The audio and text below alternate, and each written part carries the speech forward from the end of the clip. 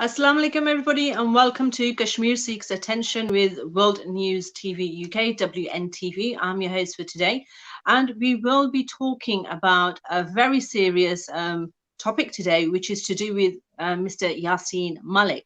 And I'd just like to just give a very brief introduction to him. He's been imprisoned, he's been detained in Tihar Jail, which is in New Delhi in India. There's a possible court case around the 3rd or 4th of March. It's suspected around that time, should it go ahead, because this is the Indian authorities. And it is expected or anticipated that India could potentially be handing down the death sentence to a very popular pro-freedom Kashmiri leader. He has discussed the voice, he's raised the voices for having a democratic Kashmir. And he's done that very peacefully. We have also a number of guests on the program, which I will introduce you to shortly. I'm being co-hosted alongside Mr. Irfan Tahir. And we will now, I think, go over to the video. Let's watch I Am Kashmir by Turgai Erwan.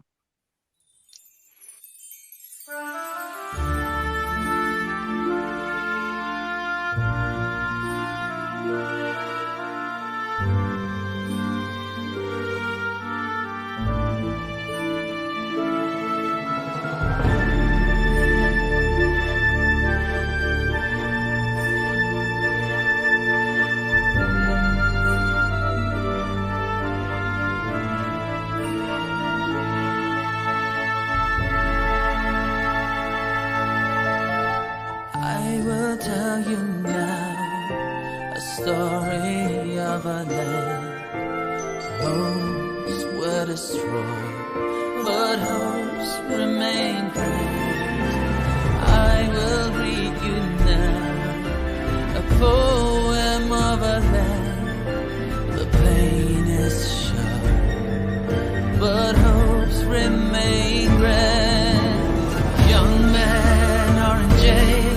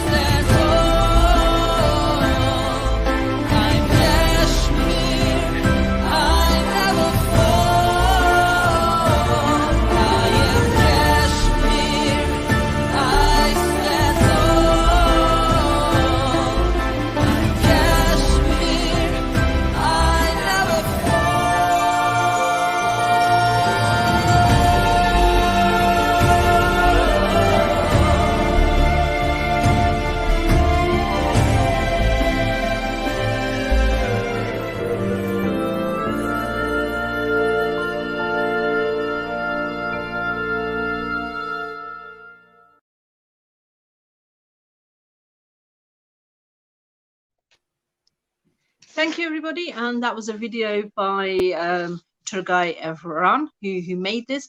Irfan Sab, can you put me back onto the main screen, please? Yes, I'm struggling.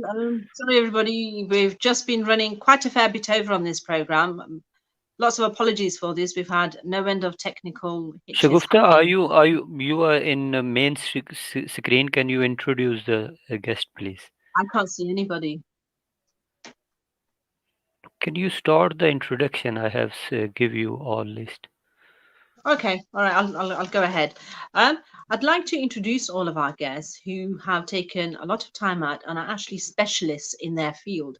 I'll just do a quick introduction and then we'll go towards our guests and speak to them. We have Claire Bidwell, and she is from Let's Kashmir Decide. She's the co-founder for that and is very heavily involved with anything to do with Kashmir in the UK. She runs a lot of digital campaigns, and anything that's actually successful, you can imagine Claire will be behind that. So I welcome to the program, Claire.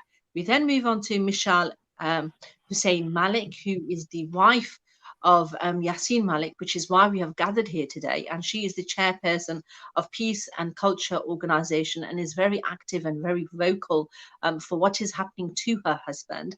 And I welcome her onto the program. We have another guest by the name of Danielle Khan. She is an academic from the USA, and she is highly versed in all the legal aspects of in advanced international studies, and she also did her MSc in international politics and human rights at the University of Glasgow. So I'd like to welcome Danielle to our program here today. We also have Zafar Khan. He has dedicated 42 years of his life to the movement, Jammu Kashmir Liberation Front, and is also their diplomatic affairs correspondent and speaks very heavily regarding Kashmir and the brutalities of the Indian authorities and what is going on there. We also have Waqas Akram, who is the media coordinator for Let's Kashmir Decide, and it's also a human rights activist.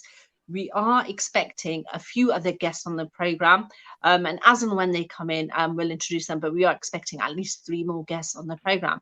So we're being co-hosted by Samar Fan Tahir, so I'd like to welcome yourself as well. So thank you for having us all and bringing this all together as well. And I can just see Sana Jamali, who's the senator for Pakistan, the Senate of the House, and welcome Sana Jamali, and she represents the Balochistan region of Pakistan. So I'd like to head straight up because we're very late as it is today, and I'd just like to move on to Claire Bidwell. And if you could just open up this program and just tell all our viewers what today is about and why we've gathered here today, and what in the essence that Kashmir seeks attention, but the focus of today is Yasin Malik on the death anniversary of Maqbool Butt Shaheed, because he was hanged in 1984 on this date. So if you could just explain to our viewers what we're doing here today. Yeah, no, absolutely. Thank you. And that's been a deliberate link for us there with Maqbool Butt to launch this today for fear of history like repeating itself. And it's such a special day and a big day, and we wanted to launch off that. So we're launching an international signature campaign to try and save the life of Yasin Malik, free him, from prison, get the medical care he needs, and hopefully bring attention to all other political prisoners as well. What we want to essentially do is we've got an online digital petition campaign, but we're also encouraging people everywhere to get out on foot, download the petition right across Kashmir, right out internationally. Yasin Malik, I think it was 2003, gathered millions of signatures in his seek for self-determination and presented those to the United Nations. So it's kind of in honor of that as well, recognizing that he did that for Kashmiris, and it's the opportunity now to do that for him, because as you mentioned at the beginning of the program, it is really serious situation, and there's political motivation behind it, and we wouldn't want to say we didn't try to do something. So this is a mammoth effort to try and do that, and today's the day we're launching it. We're also having a Zoom meet later on. There's various tunes and artists and people that have contributed to raise awareness wherever they can. And then the petition at the end of the day will go to every single world leader in the world. It will go to the Indian government, and it will go to the General Secretary at the United Nations. Now, I need to ask you this very important question. And for everybody that's following the Kashmir issue are very concerned. They're very concerned at the brutalities, at the way the Indian authorities are butchering Kashmiris out there. And so far, it does appear that the cries of the Kashmiri people are falling on deaf ears. What hope or chance do you have of having Yasin Malik released out of Tihar jail? Well, we have to stay optimistic and we have to stay positive. The acts of India in Kashmir, the atrocities, the abuses are getting louder and louder all the time. More and more people are hearing. And the acts of the Indian government, the chaos that's going on there just now, clearly people are seeing the Sikh farmers and that's rising up. So eyes are being there. I'm incredibly optimistic and hopeful, and it's up to us people. That's the thing. That's the key. If we want it, we can have it. If we want to make it happen, it can happen. So it's up to every single one of us that's listening and watching is to get out on the streets and gather as many signatures as you can. Because if we hit them with millions of signatures and millions of demands, and every world leader is seeing that, and the United Nations are seeing that, they can't ignore it. Okay, Thank thank you so much, you. Claire. I'd Thank like to move you. back to my co-host, Irfan Tahir Saab. Over to you, because I know, we have Michelle Malik with us, and, we need to take the program towards her. Thank you. Thank you so much, Claire Bidwell, co-chair of Let Kashmir Decide, and the main host of this program is Shagufta Akhtar. She is a well-known journalist from Nottingham, which is a historical city because of the Robin Hood. Miss Akhtar is born and grew up here in the UK. Uh, I want to ask Mashal Hussain Malak, why is there a need for this campaign? Is there something going to happen? Explain a little bit about how long Yasin Malak has been in Tihar jail. Assalamu alaikum, and thank you very much for inviting me to this webinar. And today's date is 11th February, which is obviously a very sad day for all Kashmiris, because the father of the nation, you could say, the man who taught Kashmiris how to sacrifice their lives, was hanged. And till date, the Kashmiris could not receive his dead body nor bury him, Makbul Bad Shaheed. And Yasin Malik is also right now, my husband is in Tihar at the same jail, and he is kept in a death cell. And naturally, because he is the face of the peaceful political struggle, and the man who started the armed struggle and then renounced it and then followed the Gandhian path. And he's very, very popular, and his following and his quest for peace and freedom has been recognized by the world, especially during the various peace processes in the past. So I think it's whatever's happening with him right now. It's because it's fabricated cases, and there is a political vendetta, and the Indian state wants to eliminate the popular leadership that calls the shots there, basically. And Yasin, his name is it's directly. It's not like he has not been jailed in the past. All throughout his life, he has been spending in incarceration centers and arrests, and numerous, torture and all that. And he has faced a lot throughout his life since he was a teenager. But right now, especially after 2014, when Modi came into power, I have been witnessing it myself, because I was there when Yasin launched the Quit Kashmir campaign in August 2014 against him, and the way he had to go into hiding for weeks and weeks so that he could, lead the peaceful protest against the Modi rule, and whatever they had announced in their manifesto, which included abrogation of Article 370, 35A, and many other things. So he has been very vocal, and he has joined the entire leadership. So I'm telling you the reason why he's being targeted. He joined the entire popular leadership there under the Joint Resistance Leadership banner. That also irked the Indian authorities a lot. They cannot tolerate the Kashmiri leadership to be on one page, because this more unity you have, definitely, in your goals. Your common goal is freedom. It's the right of Kashmiris. They want to be independent. They want to be with Pakistan, that's their choice. But Yasin was giving this symbolic, this was a gesture coming from him, and he got punished for it. And right now, he is in a very bad shape. He's in solitary confinement, and he was arrested on February 22nd, 2019, on our 10th wedding anniversary. And that night, the forces, they came and they took him away. And then 3 4 days after that, there was a lot of army barged into our home in Maisuma Lal Chowk. And my really my ailing mother-in-law, she was alone at home, and they just came there. They started searching everywhere, and the only thing they could find was a letter from the Pakistani prime minister that they took away, and the other thing was our wedding album. And they tore it apart, and they really messed up the whole house. And then 27th of February 2019, this is all interlinked, nuclear codes were exchanged between India and Pakistan. And then on 9th March, he was shifted to Tihar jail from Jammu jail. So things have been, in complete turmoil for us as a family, for the nation, for the Kashmiri nation, for Yasin especially, because the rest of the leadership, either they're house arrested or they're in jails, but none of them are in a death cell, and their families do get to speak to them or meet them sometimes. But I and my daughter, just me and my daughter, we have not been allowed to talk to him even on the phone or send him a telegram.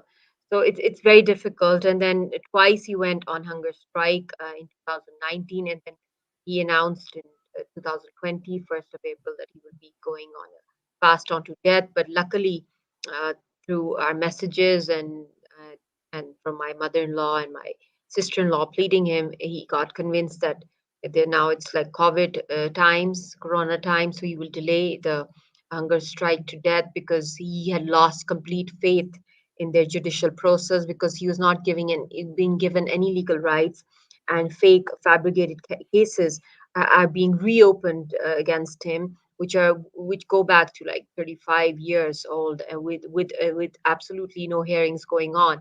And there's also a time bar, there's a limit to it. If it's going pending some case, then it obviously loses its life as well, because it expires the time bar limit. But even then, things are being filed against him. Now they're getting ready to persecute him, God forbid, and the trial has opened, and it's going to be a speedy trial, according to my sources. And it's a very tough situation, for not just for the family, but I think for the final settlement of the Kashmir issue as well, because it is directly linked. The solution is linked with the survival of the top leadership. If the leadership is eliminated, then I think there can never ever be peace in the region, and it will escalate the situation. Okay. Michelle Malik, I'm just like to ask, have you received any support from the British authorities for Yasin Malik? No, I never received any support. In fact, 2 years back, I applied for a visa and it got rejected without any reason. So that was shocking for me. And but I understand that there's a very active Indian lobby, and they cannot tolerate a leader from Kashmir going internationally. And I'm the wife of that leader, the topmost leader. And definitely, as a family, we are divided, and our daughter, and we can speak up. And I'm a modern woman. I'm a confident woman. I'm not the sort just to cry home and just to keep on crying and not getting up and asking for our rights. I am very vocal. So that is what probably irritates India. But yes, it's very, very important to take the voice of Kashmiris internationally, and also to campaign for the survival and the release of the political prisoners, especially Yasin Malik. But Michelle, some of our viewers have been asking questions on this since yesterday, and some of them did pose this question saying that you are born in the UK, you are effectively a British citizen, and therefore why has your MP, or why has other people in Parliament not come forward to support your case? Because they do that when other British citizens are facing any kind of well, case like this anywhere in the world. So why is it that nobody from our British Parliament has come forward to take up your case in this way? No, I am not a British national. That was part of some propaganda coming from the Indian side when I got engaged to him because I have done degrees from abroad, and I recall I have said it on television many times that I'm a Pakistani national, and probably for the Indians maybe they didn't like that. They didn't want any Kashmiri leader to be married to a Pakistani. Probably it was some political reason. So this story floated everywhere that I had done my master's from LSE. I've done my bachelor's. So these things don't really matter for me, but yes, the Okay. common public, they think that, especially in UK, that I'm a British national, but I'm not. Okay, thank you for clarifying that point because that point was being raised quite a few times. My second question is that there's also a rumor on social media which is circulating quite heavily, and that's with regard to the legal representation that Yasin Malik has, in that his lawyer is Raja Tufail. From Delhi, is Delhi based, and that he has suffered some kind of brain hemorrhage. Is this true and accurate, firstly? And if it is, then are there alternate? Are you seeking alternative legal representation for your husband? Yes, that's a frightening situation because he's very close to Yasin, the our lawyer in this case of the NIA, Raja Tofel Sahab. I mean, a day before that, he was speaking to my sister-in-law in Srinagar. And the next day, I mean, he had brain hemorrhage, and right now he's hospitalized, and he's not really in his senses, and it's a major stroke. So we're just praying for his early recovery, but the impact it can have on Yasin's case in the NIA, because in the other two cases regarding the killing of some officers, and then this other trial case of Rabia Saeed kidnapping and all those forged cases filed against him. Whenever Yasin comes online, because they are happening in Jammu, he has mentioned it in his will as well last year that when his turn comes to speak up, because it's online, because he's right now in Tihar jail in Delhi, he's not in Jammu, he cannot be presented in person. So whenever he comes online to speak up about the case, when his turn comes, they mute the button the way you're speaking to me right now. And if I'm talking and the host mutes it, so what happens? So the trial is definitely unfair. It's judicial injustice, and I would call it judicial terrorism, because they plan on hanging him because he is the peaceful, strongest voice of Kashmir, and the most popular leader there. And then he has always supported a peaceful solution. He's the biggest champion of that. And I think right now, because he's the biggest obstacle for the Indian designs of changing demography, he is being challenged at every front: legal front, political front, personal front, on health grounds, everywhere. I mean, you will see that Yasin is going through extreme injustice and torture, though India itself is a signatory on the rights of prisoners, and basic rights of a prisoner are not being given to him, though he is a political prisoner and he's not a terrorist, but he's being treated Michelle, even worse than that. Yes. yeah, Michelle Malik, can I just ask if you could have your wish list, what would you say? What would get your husband released? What would release Yasin Malik? What would it take for anybody anywhere internationally to step in and sort this out? What is the way I forward and think we out of it? need, yes, the way forward is that, when international powers, especially the permanent five countries, including America, UK, and China, Russia, or France, or um, non-permanent members also of the UN, if they come together and they put pressure on India. I mean, because if you look at it in the light of international laws and principles, treaties, international covenants on the rights of prisoners, resolutions of political rights, and conventions against torture, other cruel, inhuman, and degrading treatments and punishments. I think India has Okay, so completely turned a blind eye to all these. So these are things which need to be implemented in Indian occupied Jammu and Kashmir, especially in the case of my husband. And I'm appealing to the world right now. You still have time to save him, because right now he's solely surviving on his super willpower, which is not humanly possible for any other human being. be locked up in a death cell, 5 by 7 death cell, and solitary confinement, physical, mental torture, not being given even legal access, and his health is fragile. And it is, is he has multiple ailments. He has metallic heart valve. He has kidney stones already. So this it's taken a heavy toll on him, these confinements. And he is the part of the solution, not part of the problem. And whenever the world realizes that, this is a nuclear flashpoint, and, the way things escalated on 27th of February 2019, you can expect anything, any war stunt coming from Indian side. And they usually use the Kashmir card or the Pakistan card, you could say, the blame game card, when there's chaos within India to distract the audience. So what's happening with the farmers right now, I fear, I fear for the life of my husband that he might become a scapegoat to distract the audience, because the anti-Kashmir card and anti-Pakistan card sells very high amongst the voters over there, BJP especially.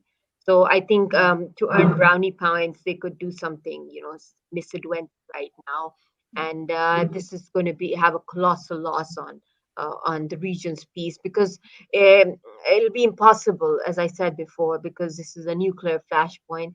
And whenever the world decides for a solution, it can only be possible if the topmost leadership is safe, because without them, it's nearly impossible to come to a final settlement. So I think Thank you. we need to accept such things which Yeah, are directly linked with the life of Yasin Malik. Okay, thank you so much, Michelle. And it has been really informative speaking to you and hearing how and what what the world can do to save your husband. And I'm sure everybody is going to give this their best effort, and everybody's well wishes are with you and your husband. Right now, I'd like to move on to Senator Sana Jamali, who joins us on WNTV on our webinar today. Sana Jamali, Assalamu alaikum, and how are you? Fine, welcome for inviting me on this forum. First of all, my sympathies are with Michelle Malik. I myself have visited Azad Jammu Kashmir. I can feel what we are facing through. Just I will give a message to all of you that the international communities should involve, because as Mashal has said, that Yasin is part of a solution. He doesn't want any problem. So we have to work solely on this purpose, that he should be released, and he should be given sole priority, and he should be removed from death cell, because each and every person's life is precious to this world. So I think, But Mr. yeah. But Mr. I'd like to ask you, what are the Pakistan authorities doing about this? What are they in any negotiation? Are they negotiating with India for the release of all prisoners, and especially in this instance, Yasin Malik? So, what are the Pakistani authorities doing? Our foreign if minister anything? is very active, and today also has given a statement that let the international world should interfere in this forum, because we are with Kashmiri people. You could have seen the 5th February Solidarity Day with Kashmir.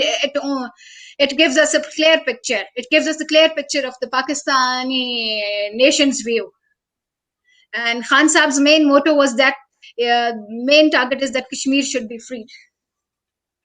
Yeah, but some of our viewers have been posting questions, and one of the questions that was raised, or one of the issues that was raised, that in your own province of Balochistan, the Hazara community has been targeted in sectarianism, in that kind of violence, and they were drawing comparisons of that to the Kashmiri people, and they feel if you cannot protect the Hazara community, what chances are there of you protecting the Kashmiri people from the butchering that is going on for thousands of people that live in that state? No, Pakistani government and Balochistan government is fully protecting the Hazara people. It's the Indian element which is doing, which wants to create insurgency in Balochistan, because future of Pakistan lies in Balochistan, and that's why. And the persons who were killed in the Hazara community were illegal immigrants. They were not actually Hazaras. Okay, thank you for clarifying that point. Thank you so much, Senator Sana Jamali, and thank you for joining us from the House of Senate of Pakistan to lend your support to the Yasin Malik course. I'd like to move on to Danielle Khan, who's our somebody from academia, who's joined us on the program from the US of A, and she is highly versed in international studies in human rights. She studied her master's at the University of Glasgow. So I welcome you, Danielle Khan, to the program. How are you? I'm fine. Thank you so much for having me today. It's really an honor to be with you all and speak about this important issue. Yeah, I mean, I'd like to touch on your expertise in this field. And with Mishal Malik and with our Senator, Sana Jamani, they are all looking towards the international community to step in and sort this out. What is the likelihood of that happening? Well, foremost, I think we have to look at this from a human rights lens. And as a human rights activist, we have to take a step back and look at Yasin Malik objectively. This is a prisoner that is being treated inhumanely. He is being denied a right to a free and fair trial. And no person, regardless of alleged crime, should be treated in such a way. And so that's why it's so important that we're coming together and calling for the proper treatment of Yasin Malik. And we do need the international community's support, and that has been lacking because India is carrying out a silencing campaign. And as Mrs. Malik was saying, you know, Yasin's voice is so prominent in Kashmir. He is a leader and he is advocating for peaceful means. And when that voice is silenced, Kashmiris are afraid, and it's not just stopping with him. Journalists are being arrested and imprisoned. Even the father whose son was slain is now being charged simply for calling out for justice. So Kashmiris are afraid to speak. They're afraid to carry out a peaceful movement. And that is deeply hindering international efforts to get involved in this issue. And without those voices, it's hard to gather that international support. So I would advocate that the US needs to work closely with the UK, and they need to work closely with Pakistan, because Pakistan is the country that's really trying to internationalize this issue. And we've already started to see some efforts on the US side. There's rumors that they played a key role in the restoration of 4G internet, which, yes, is an important step, but there's so much more work that needs to be done. Do you feel the Biden government is ready to step in? Are they at that stage? This is a difficult question, because when we saw the efforts to restore 4G, there's that glimpse of hope that, okay, they are going to take this issue seriously. However, there was a recent tweet from the State Department where they referred to J&K as India's J&K. And so I think that incorrect language is an indication that the US does not want to rock the boat with one of its close allies, India. And we can't be playing this soft diplomacy. We need firm action from the United States, and we need them to work more closely with Pakistan. So at least on our end, we are going to be focusing on improving grassroots advocacy. And in the US, unlike in other countries, through those advocacy efforts or grassroots advocacy efforts, we actually do have a lot of power to influence lawmakers. So I think if we can continue those efforts, we can have an impact and influence the Biden administration to do more.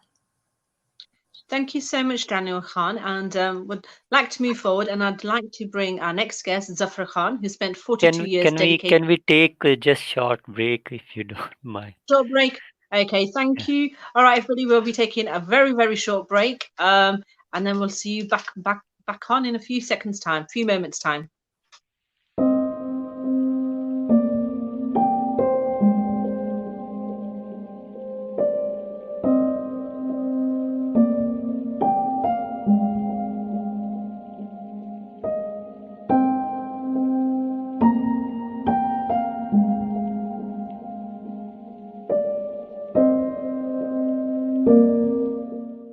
Kashmir में बंदूक का इनकलाब आया, मैं गिरफ्तार हुआ।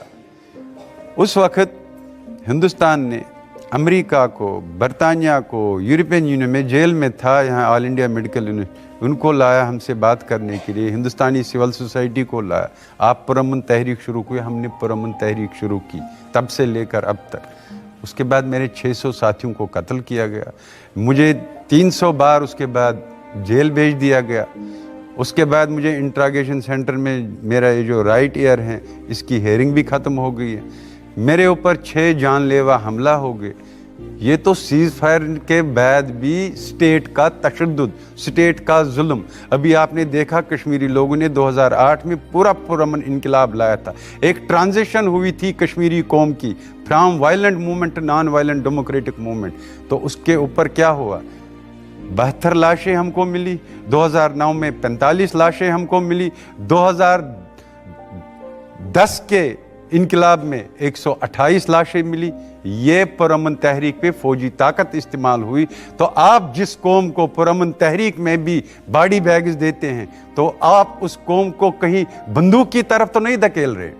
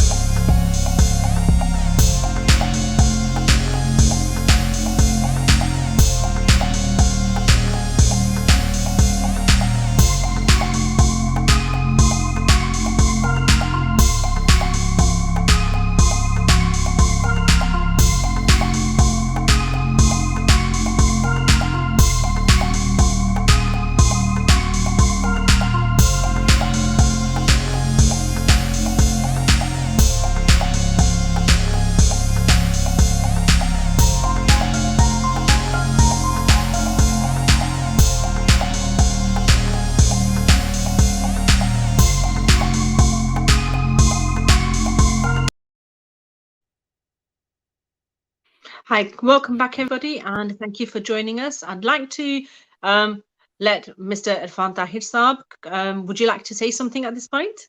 Thank you so much, Shagufta. You are doing very well. Mr. Zafar Khan, you are also director of Jammu Kashmir Diplomatic Bureau. So, what is the crime of Kashmiri leader Yasin Malik? Can you explain something?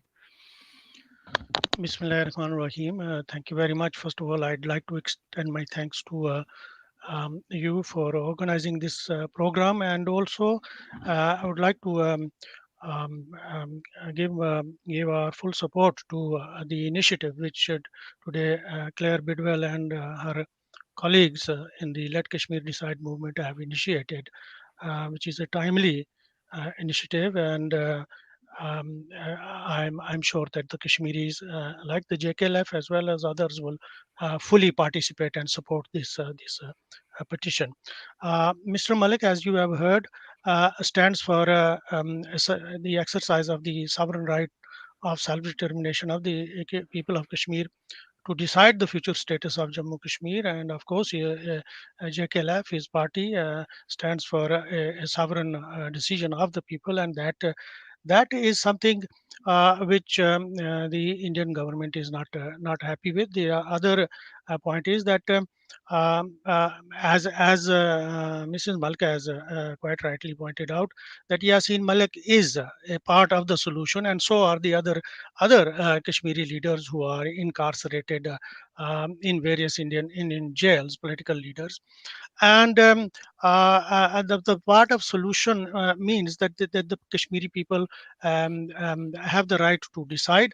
This is something which Indian government has completely reneged on over the past number of years, and indeed that is where the heart of the matter is. And so the Indian government would like to remove the leadership out of the way in order to complete its hegemony and complete control over Jammu Kashmir. And I think that is where Yasin Malik has been the most prominent, if you like, whether as part of the collective leadership or as an individual leader in this struggle for the right to self-determination in Jammu Kashmir, and that has irked the Indian government, as been quite rightly pointed out. and that is where the international community needs to step in as a part of its effort to resolve the Kashmir issue, because Kashmir issue is a legitimate international issue. There are over 20 UN resolutions on it, starting right from 1948 and up to in the 60s.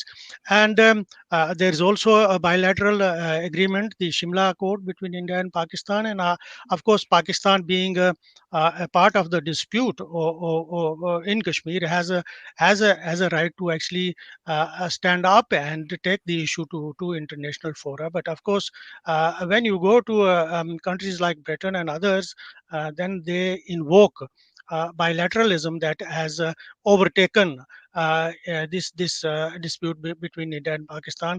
And in reality, it is an issue that concerns the rights and aspirations of very fundamental rights and aspirations of the Kashmiri people. And India and Pakistan are two disputing countries. They do not have title or entitlement to the territory, but because the dispute has become so recognizable between two nuclear powers or two major powers, therefore the world actually focuses on that. And Kashmiris have, unfortunately, over the years, have become invisible in an issue which basically is an inalienable right, an issue that is inherent with them, and so on. And Yasin Malik is the spokesman, if you like, prominent spokesman. His party has, over the years, has been leading in this. But of course, there are we don't see it that way, and that was reflected in the joint leadership JRL, the joint sort of leadership that consisted of the Trica, Ali Gilani Saab and Mir Wais and Yasin Malik, who led the civil movement, the political movement between 2016 until his arrest, and the rest is history. Now, Yasin Malik, who's released and given his democratic rights are restored, actually leads to a peaceful solution of the Kashmir issue. If we keep silent on how India is treating the Yasin Malik and the leadership as a whole, then that means that we are not interested as an international community is not interested in a peaceful resolution of the Kashmir issue, and that I think is quite something which is a challenge. Over the years, when we have engaged with the British Foreign Office, they have always pointed out that it is an issue between India and Pakistan, which Kashmiris totally reject. And I think the Pakistani government has a duty now to actually come out very clearly to assert that it is the right of the Kashmiri people who will decide. I mean, otherwise the issue gets confused as an issue or a dispute between India and Pakistan. If you remember, Mr. Zafar, former Prime Minister of India, Mr. Vajpayee and Manmohan Singh meet him before he left the militancy and take the path of peace. So, what do he get in return? That is an important aspect. You see, the 30-odd-year-old cases that have been leveled against him and have been resurrected. If we look at when he gave up militancy, when he gave up armed struggle, and he went on a democratic and political and diplomatic, sort of political direction. He met not only one prime minister, he met three prime minister. He met Dr. Manmohan Singh. He met ex prime minister Inder Kumar Gujral. He met Vajpayee Saab. He met Pakistani leaders, all Pakistani leaders. The then president of Pakistan, General Musharraf. He met Nawaz Sharif. He met Sayyid Ali Prime Minister Gilani of Pakistan, and he also visited Britain. He visited the United States. In fact, that is where I met him for the first time and the only time in upstate New York.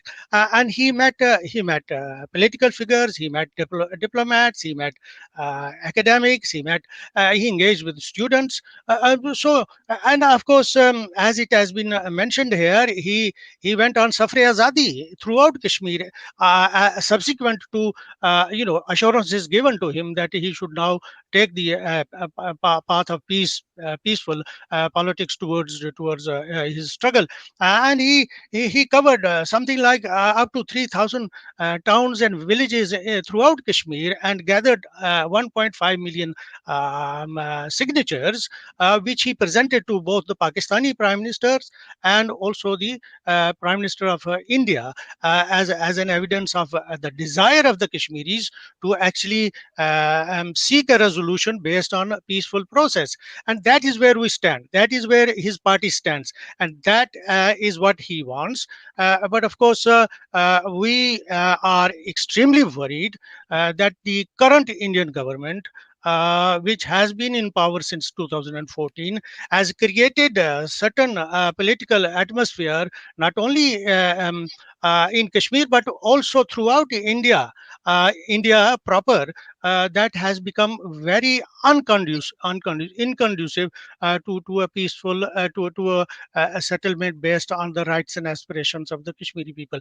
The other point that has to be actually um, um, um, made here is that it is not a bilateral issue. And it is an issue that is inherently issue of people of Jammu and Kashmir. And Jammu and Kashmir is not just Indian occupied Jammu and Kashmir, although unprecedented oppression and atrocities have been committed against the people of Indian occupied Kashmir over the past 32 years.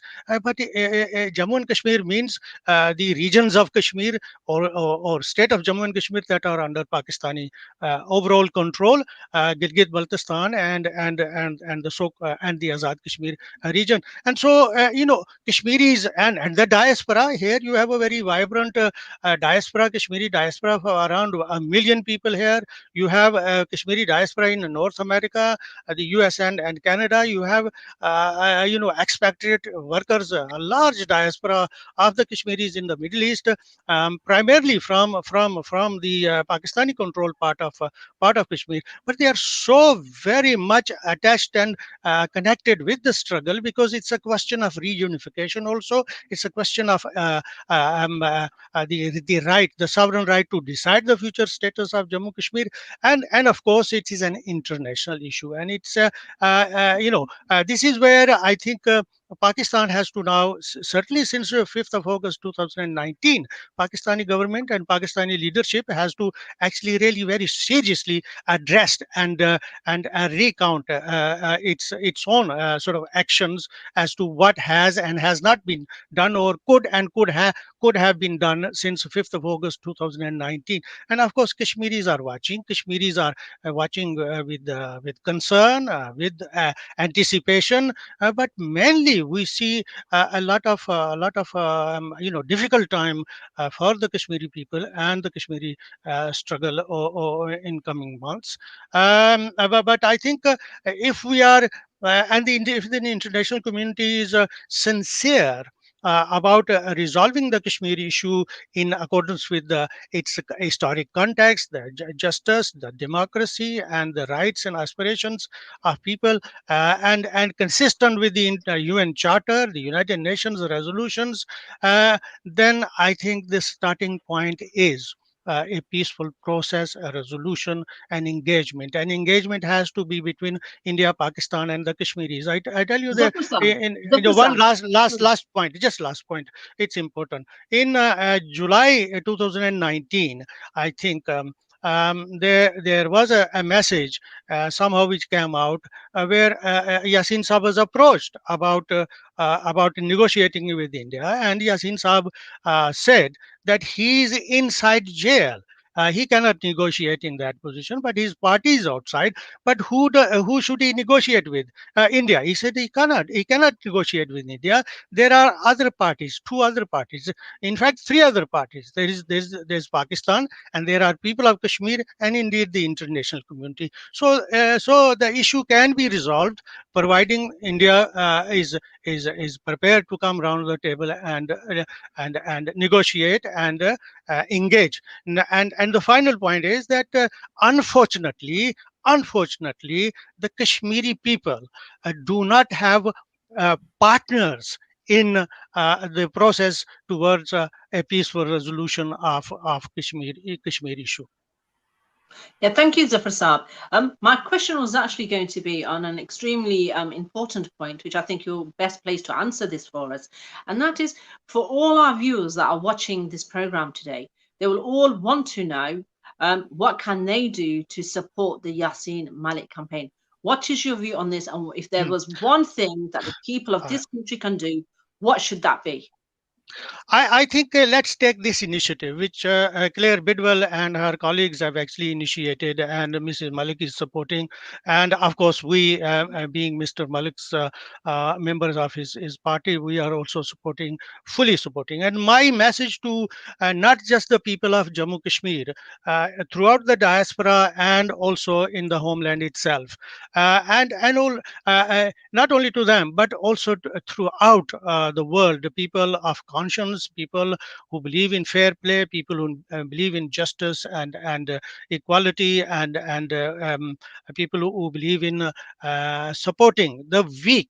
Is to support this campaign. So raise a voice for the rights of the Kashmiri people to decide the future status of their country and the future of their homeland, and also and also to tell and for Kashmiris throughout the world, particularly in the diaspora, to actually engage with the local communities where they live, and to tell people that we want Kashmir to become a bridge of peace in the region. In fact, a bridge of a crossroad of peace in the region, all over the region, whether it is with China, India, Pakistan, and not a bone of contention. And in fact, that is the only solution. And to persuade Indian government to come to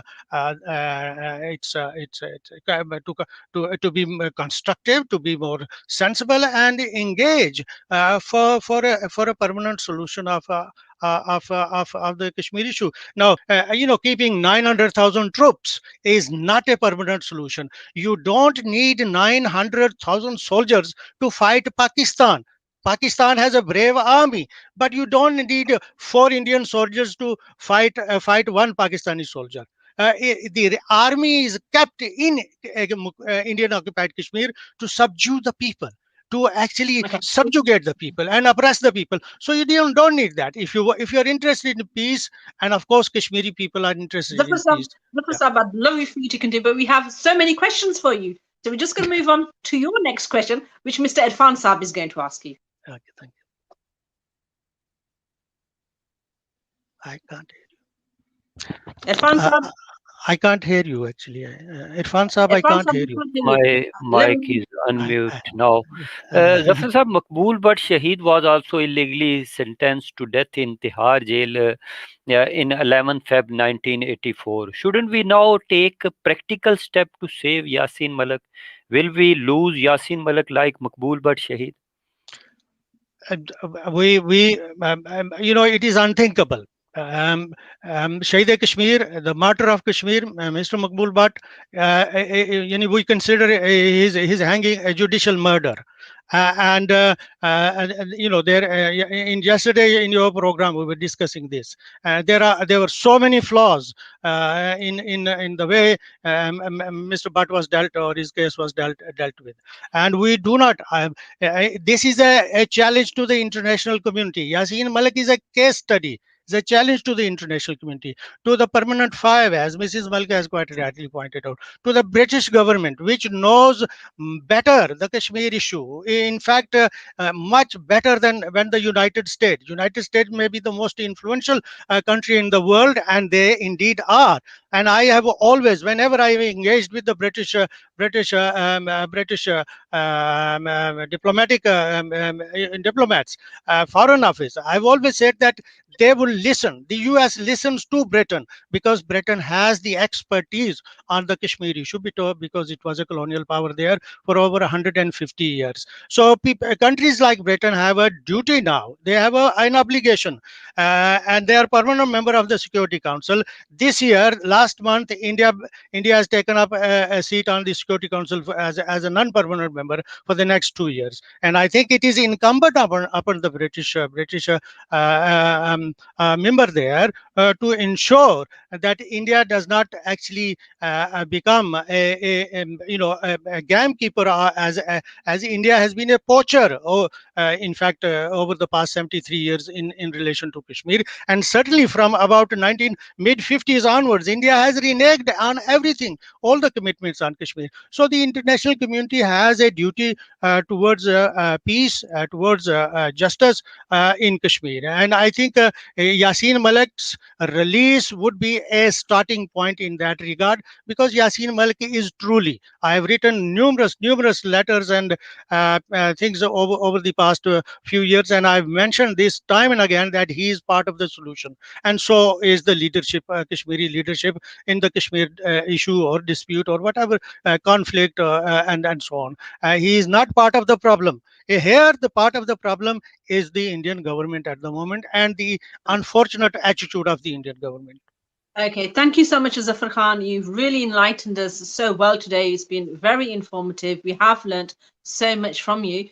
But I would like to move on to our guest, Vikas Akram. I can't see him quite there on the screen. Mr. I Irfan think Saab, is he there? he's disconnect now, I think. Okay, it's disconnected at the minute. Okay, we'll wait for him to come back. We're also expecting another guest, and we'll see if they join us so we can be able to ask them also We have some just very three important questions. minutes left, Shugufta. Maybe he. We only got 3 minutes. Okay, can we have closing comments from Claire Bidwell, and then we'll go to Michelle Malik for her final comments as well. So over to you, Claire. What message would you like on the final comments to give to all our viewers that are watching this today? Yeah, I mean, the first thing is to thank everybody that's been on the show, and particularly as well all the questions that you asked. They were really key, and they've brought a lot of information out, I think. I mean, my key message to everybody is, don't sit back and wait for others to do this and sign this. If you want to see Malik free, if you want to see Kashmir is listened to, get your name on the piece of paper, get your neighbors' names on a piece of paper, really make a mammoth effort. If every one of us was to get 20 other people to do it, and then that cascaded on. So that's really my key message. It's quite simple, an international signature campaign online, and can also be printed off and signed.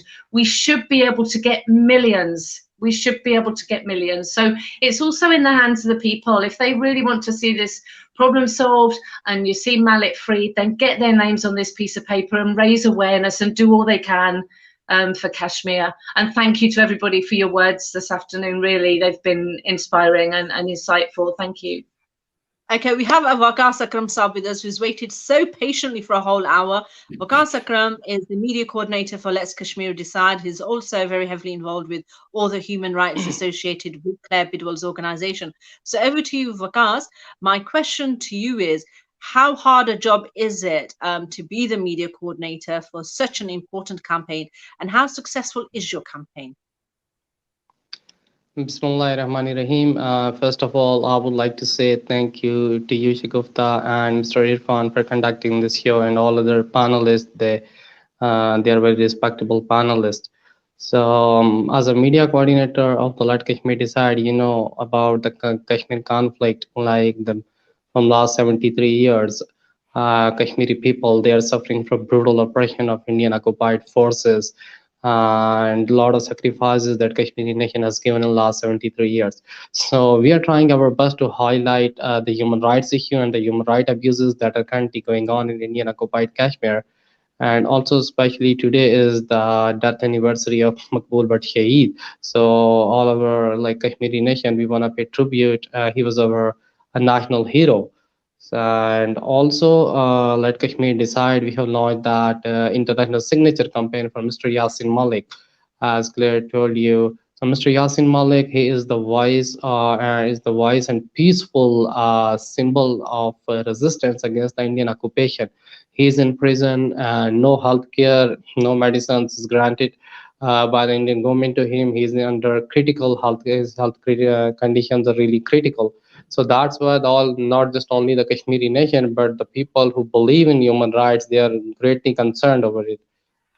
So I would like to, from this stage, I would really like to request the international community to step in, especially the world leaders from like the Britain, America, and other P5 countries and non-P5 countries. They need to step in to save his life.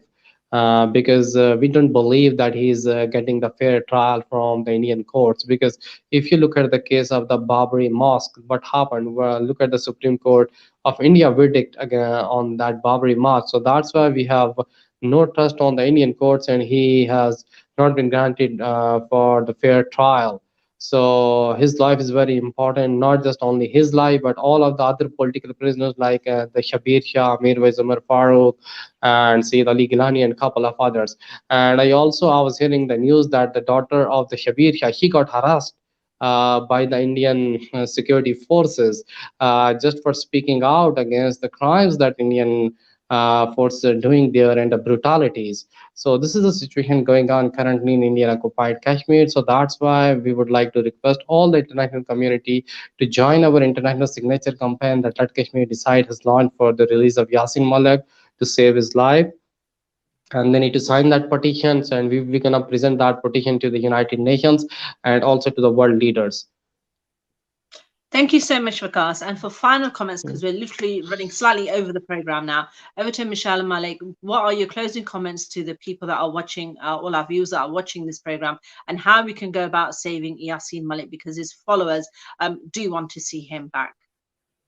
It's very, very important that we make this the signature campaign global, and we get millions of people to sign for not just for the release of Yasin Malik, but being the symbol of a peaceful settlement. That's his second name, and I think he should be.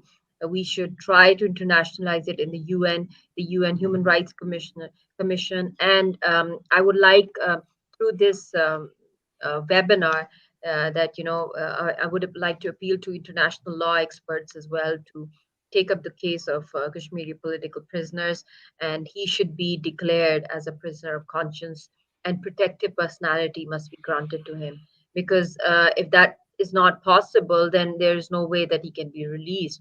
And right now his health grounds are very weak, and he should be in an ICU right now because of the multiple ailments that he has and the treatment that he is facing over there. And our daughter keeps writing letters to Yasin. She's 8.5 years old, and it's just we can't even send him a letter right now, and no voice, no contact with him. And when I wanted to go back to India, I wanted to apply 2 years back when he was being tortured by the NIA physically. It was a tough time for us, so even my name was included in the National Investigation Authority in the terror funding cases, because it's I've heard it's over 24,000 pages. I don't know what things that they've written. Basically, it's a way of trying to silence the biggest voice of Kashmir. And now the chief prosecutor of this Rubaya Said kidnapping case is Monica Kohli, and she is very close to the Modi regime. And RSS, it happens to be a terrorist organization which is in charge of India right now. And you can expect anything from them. What they're doing with the minorities, anti-minority bills, abrogation of Article 370, punishing the Kashmiri leadership, and making them scapegoat of their vindictive policy. So I think the time is running short, and I think it's very, very important that before the speedy trial begins on 3rd and 4th of March, that our international campaigns go very, very strong. And I would appeal to the international media groups as well, international channels, newspapers, to publish stories on the Kashmiri leadership and on the problems that the political prisoners, especially Yasin, is facing. And it's a very powerful human story, and it's based on peace and justice, and on equality, and definitely the economic peace and security costs attached with the safety of Yasin Malik is almost something which is very, very hard to ignore. But I think we as a whole world, as global citizens, are very short-sighted. We just look at our short-term goals or our economic goals with India, that India is a big country, it's a big economy, it's a big market, it's a place for shopkeepers. But I think we need to understand that now a civil war is going on in India, and it's growing. It's growing with every passing day. What they're doing with the farmers, the minorities, the forced conversions of Christians, and RSS has been involved in various terrorist activities over decades, be it the Mecca bombings, church attacks, forced conversions of Christians, targeting the Dalits, and only those Hindus who follow the Hindutva, the saffronization or Khand Bharat narrative, only they are acceptable. So I think now multinationals investing in India would be one of the biggest blunder, because heading towards civil war, complete intolerance, and the fabric, the secular fabric, has totally been torn apart. So this is the time that we should all come into action, the peaceful voices of the world, because we are very close to, God forbid, even a micronuclear exchange. And that could engulf almost 2/3 of the global population. And the only way of stopping any war or anything happening from the RSS side, we need to save the voices, the people who represent the pulse of the people, which happens to be leadership. So, and that is the prime main leader is Yasin. So for me personally, life is shattered. It's a very difficult married life for me. It's on 22nd of February, and we have only spent 65 days together. And we've had a love marriage, and we have a beautiful daughter together. But due to the struggle and the sacrifices that our family has, and my in-laws and my sister-in-laws, we're all facing a tough time.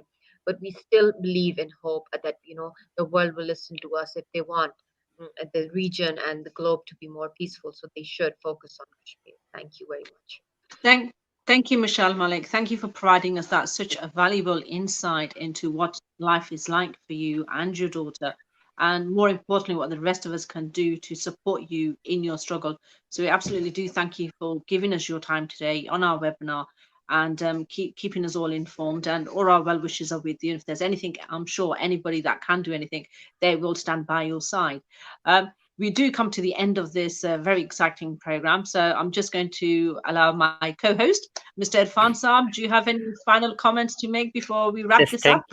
Thank you so much for everybody for your precious time. Claire Bidwell, Waqas Akram, Zafar Khan, Daniel Khan, Mushal Hussain Malik, and Sana Jamali Sahiba, Senator of Pakistan. Thank you so much. Shagufta as well. Okay, Yes, thank you so much, everybody. And if you do have any questions, Irfan Saab for Sana Jamali, you can ask them. But Irfan Saab, how do you feel? No, thank you so much. Thank you. Okay, thank you. Our All right, time is everybody, over now. thank you so much. Claire Bidwell and Michelle Malik, Sana Jamali, Daniel Khan, Waqas Akram, and Zafar Khan. Thank you so much for joining us on this program. And with these words, I say Allah Hafiz and God bless. And may Yasin Malik be saved by everything that we're doing here today. Thank you so much, everybody. Thank you.